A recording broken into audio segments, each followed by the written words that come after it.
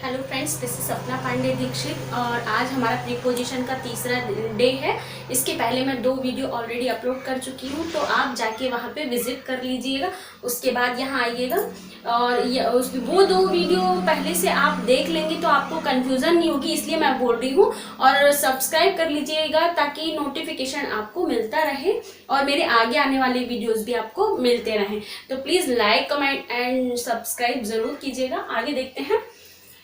हम इसके पहले मैंने 19 रूल्स करा दिए हुए हैं, ये हमारा 20 रूल्स है। देखते हैं। The work must be finish the end of this month. काम हमारा कब खत्म होना चाहिए? काम खत्म होना चाहिए, या मस्ट बी का अर्थ होता है चाहिए ही। Finish the end of this month, month के लास्ट में काम फिनिश होना ही चाहिए। तो वहां पे कौन सा प्रीपोजिशन सही रहेगा? By, from, in, at. ये हमारे पास 4 ऑप्शन है। तो क्या वहां पे बाई आएगा कि फ्रॉम आएगा, इन आएगा या एट आएगा? मैंने इसके पहले वाले वीडियो में इन, एट का यूज बता दिया है। फ्रॉम का यूज मैंने नहीं बताया है, लेकिन फ्रॉम का जनरली यूज हम जानते ही हैं। फ्रॉम का मतलब होता है से, बाई का मतलब होता है द्वारा। ये सभी को जनरली पता है, पर इनके यूजेस अलग अलग होते हैं। इनका यूज कहाँ होता है ये मैंने एकदम क्लियर बता दिया है। एट का यूज कहाँ होता है वो भी मैंने बता दिया है। कभी कभी हम क्या होते हैं कि एक क्रॉस करके भी चलते हैं कि यहाँ ऐड आ सकता है क्या। ऐड कहाँ कहाँ आता है? किसी भी डेफिनेट प्लेस पे आता है, तो यहाँ पे कोई डेफिनेट प्लेस की बात नहीं हो रही है। इन कहाँ आता है? जहाँ पे बाउंड्रीज की बात हो रही होती है, तो यहाँ पे कोई बाउंड्रीज भी नहीं है। या यहाँ क्या बात हो रही है? Must be finished. जब भी बात हो रही हो bye the end of this month, तो वहां पे क्या आता है? बाय आता है। इसका पूरा चलता है by plus end of, end of. इसके बाद एंड ऑफ के साथ क्या आता है? एंड ऑफ के साथ दिस मंथ भी हो सकता है, मंथ भी हो सकता है, ईयर भी हो सकता है, सेंचुरी भी हो सकता है, कुछ भी हो सकता है। जब कभी भी समय सीमा दी गई हो और बाय के साथ क्या दिया गया हो? And of. एंड ऑफ यदि कहीं मिल जाए आपको सेंटेंस में, तो एंड ऑफ के सेंस में आपको क्या लगाना पड़ता है? बाय लगाना पड़ता है। यहाँ पे आएगा by. The work must be finish by the end of this month. End of जहां भी आपको मिल जाए सेंटेंस के उस तरफ प्रीपोजिशन की, तो उसके पहले बाय आएगा। ये हमारा पूरा एक चलता है structure, by plus end of. उसके बाद मंथ, डे, ईयर, सेंचुरी कुछ भी हो सकता है। तो ये हमारा 20 भी हो गया है। इसके बाद यदि वहां पे एंड ऑफ नहीं आता है, केवल मंथ आता है, एंड ऑफ यदि नहीं आता है, यदि ऐसा लिखा मिल जाए the work must be finished a month बस मिल जाए, तो वहां पे विद इन और इन आएगा। वहां पे फिर बाय नहीं आएगा। ये मैं आपको एक बार बता ही देती हूँ यहीं पे थोड़ा सा एग्जाम्पल में। यदि ये सेंटेंस होता है यहाँ पे,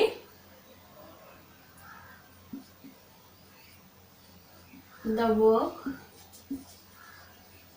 must be finished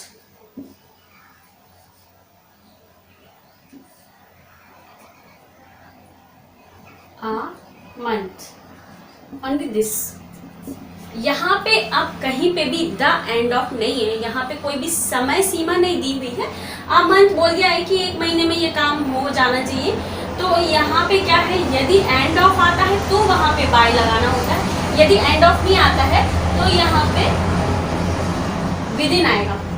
with in आएगा या फिर यहाँ पे इन भी आ सकता है। दोनों ही सही होंगे। उस केस में दोनों ही आंसर हमारे सही होंगे। और यदि एंड ऑफ आता है तो फिर वहां पे बाय आएगा। ये हमारा पूरा क्लियर रूल है।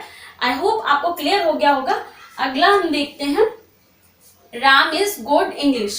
तो राम किस में अच्छा है? अंग्रेजी में अच्छा है। तो अंग्रेजी में अच्छा है, तो इसके लिए 4 प्रीपोजिशन है, बाय, इन, एट, फ्रॉम। आपको एक चूज करना पड़ेगा।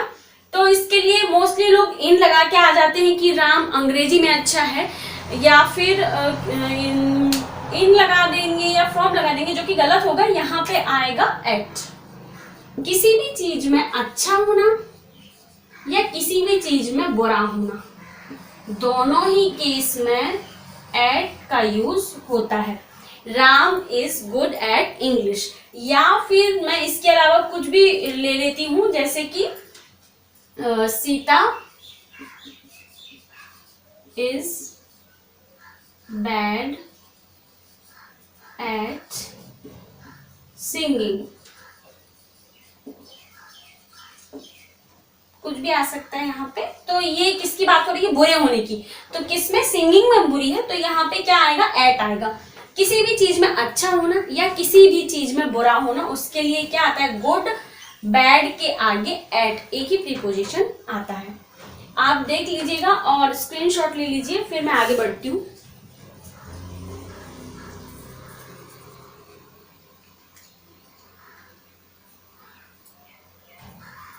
अगला देखते हैं हम 22। It's 15 to 8 my watch. तो ये क्या है? इट्स 15 minutes to 8, मतलब इसका होता है कि 15 मिनट रह गए हैं 8 बजने में। यदि कम की बात होती है तब टू आता है, और जब भी ज्यादा 5 मिनट एक्स्ट्रा बज रहे होते हैं, जैसे कि 5 minutes past 10, मतलब 10 बज के, हिंदी में हम बोलते हैं 10 बज के 5 मिनट, तो उसके लिए 10 बजने के बाद 5 मिनट होते हैं, तो इसलिए पास्ट। और बजने में कम होते हैं तो फिर वहां पे टू का यूज होता है। ये हमारा टू और पास्ट दो हैं। घड़ी देखना, ये हम इंग्लिश में कह सकते हैं इसको इट्स 15 minutes to 8। यदि माई वॉच आए तो यहाँ पे क्या आता है? बाय। ये बाय का हम एक और यूज देख रहे हैं, तो यहाँ पे क्या आएगा? Bye my watch. यदि खुद की वॉच होती है तो फिर वहां पे बाय आता है।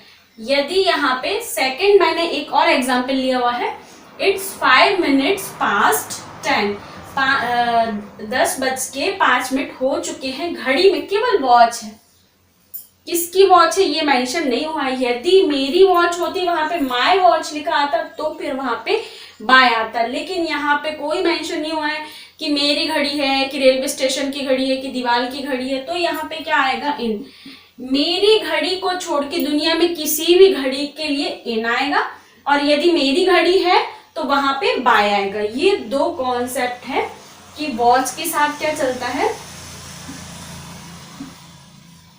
ओन, मतलब खुद की घड़ी है तो फिर क्या आएगा? बाय। और अदर, अदर के लिए आएगा इन, अदर के लिए आएगा इन। अगला देखते हैं 23। Are you angry me? क्या तुम मुझसे गुस्सा हो? तो यहाँ क्या आएगा? विथ। यदि एंग्री वर्ड दिया हो और किसी पर्सन की बात हो रही हो, कि मी की जगह यू, आई, दे, कोई भी प्रोनाउन या कोई भी नेम नाउन भी हो सकता है, तो वहां पे हो रहा हो, तो फिर पर्सन की बात हो रही है, तो फिर क्या आएगा? विथ आएगा। और यदि सेकंड लिखा are you angry what he said, मतलब कि क्या तुम गुस्सा हो जो भी उसने कहा है, उसके लिए क्या तुम गुस्सा हो, तो यहाँ क्या आएगा? Angry at. यदि बात एंग्री की हो रही हो, एंग्री, तो दो केस बनते हैं यहाँ पे।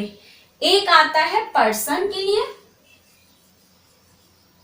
और एक आता है मैटर के लिए। मैटर या कोई भी मुद्दे पे यदि कोई गुस्सा होता है, पर्सन के साथ हमेशा आता है विथ, और मैटर के साथ हमेशा आता है एट।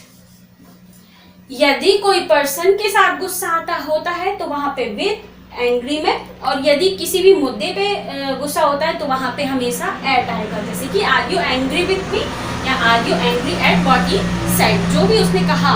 तो ये एक मुद्दा है, तो जो भी उसने कहा, यदि यहाँ पे एंग्री एट ही बस आता तो फिर यहाँ पे विथ आता है, लेकिन यहाँ पे क्या? व्हाट ही सेड, जो भी उसने कहा। तो ये एक मैटर है, तो इसलिए यहाँ पे एट आएगा। तो ये दो कॉन्सेप्ट आई होप आपको क्लियर हो गए होंगे। वॉच जब भी खुद की होती है तो वहां पे बाई आता है, और किसी अदर होती है, कोई भी अदर वॉच हो वो, तो वहां पे इन आएगा प्रीपोजिशन में।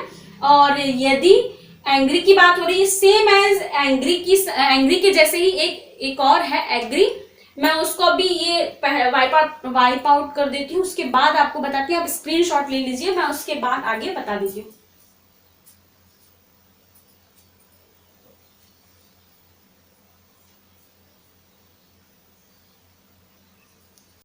अगले एग्जाम्पल पे चलते हैं। अगला एग्जाम्पल है हमारा, are you agree my proposal. जैसे कि हमने देखा था एंग्री, एंग्री के केस में क्या हो रहा था, दो चीजें हो रही थी, सेम एज यहाँ पे होगा एग्री के केस में। एग्री, एग्री भी क्या होगा, या तो पर्सन के साथ होगा या तो होगा मैटर। दो चीजें निकल के आएंगी। Are you agree my proposal, तो यहाँ क्या आएगा, एग्री के साथ, वहां पे एट आ रहा था, एंग्री एट, यहाँ एग्री के साथ क्या आएगा, टू।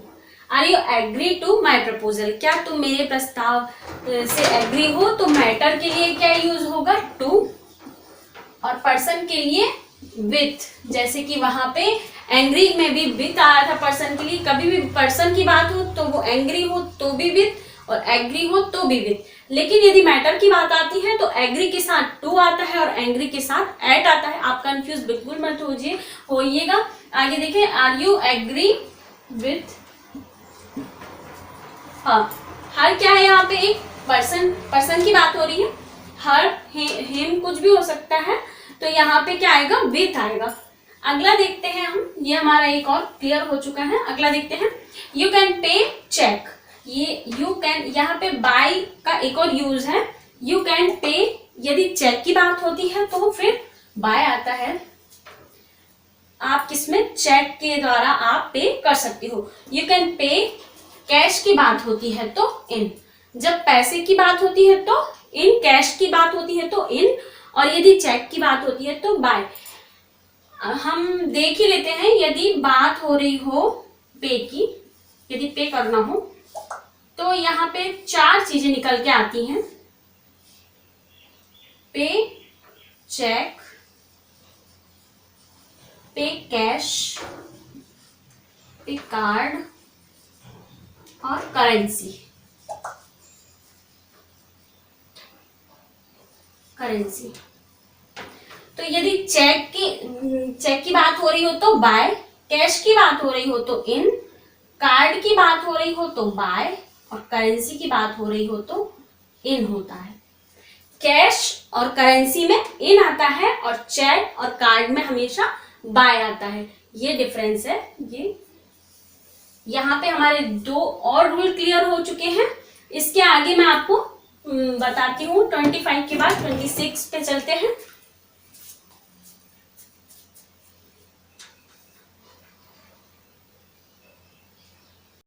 अगले ये फ्रेजल वर्ब है। ये फ्रेजल वर्ब वो होते हैं जो हमेशा फिक्स होते हैं। फिक्स, शाउट, स्क्रीम, क्राई, यल, वर्क, ये कुछ वर्ड्स हैं। शाउट यानी होता है चिल्लाना, स्क्रीम यानी डांटना, क्राई यानी रोना, बार्क यानी भौंकना। तो ये सभी क्या है, सभी के साथ क्या आता है, एट आता है। फिक्स प्रीपोजिशन है यहाँ पे एट। इनके साथ हमेशा, इन शब्दों के साथ, इन वर्ड्स के साथ हमेशा क्या आता है, एट। इसके अलावा भी है, जैसे कि लॉफ, यहाँ पे मैंने मेंशन नहीं किया है, ये लिख ही देती हूँ मैं।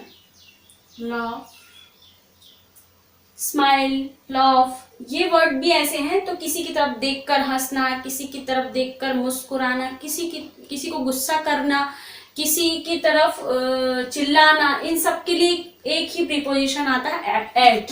आगे देखिए, डोंट शाउट एट मी, मेरे ऊपर मत चिल्लाओ, मुझे मत चिल्लाओ। Don't shout at me. Why are you screaming him, तुम उसे क्यों चिल्ला रहे हो। तो यहाँ पे भी क्या आएगा, एट। तुम उसे क्यों चिल्ला रहे हो, why are you screaming at him. Dog bark at strangers, कुत्ता किसे भौंकता है, स्ट्रेंजर्स यानी अजनबियों को। तो यहाँ पे बार्क के साथ क्या आएगा, एट। स्क्रीमिंग के साथ भी एट। स्क्रीम भी आता है वहां पे, तो भी वहां पे। यहाँ पे मैंने प्रेजेंट कंटिन्यूअस का एग्जाम्पल लिया, इसलिए वहां स्क्रीमिंग लिखा है। अदरवाइज स्क्रीम लिखा भी आता है तो वहां पे एट। शाउट के साथ भी at. She always smile at me, वो हमेशा मुझे देख के मुस्कुराती, स्माइल करती रहती है। डोंट लाफ एट पुअर, मतलब किसी भी गरीब को देख के हंसना नहीं चाहिए, किसी का भी मेक फन नहीं बनाना चाहिए, लाइक। अगला देखते हैं, बोस्ट या ब्रैग, दोनों का मतलब होता है डींगे मारना।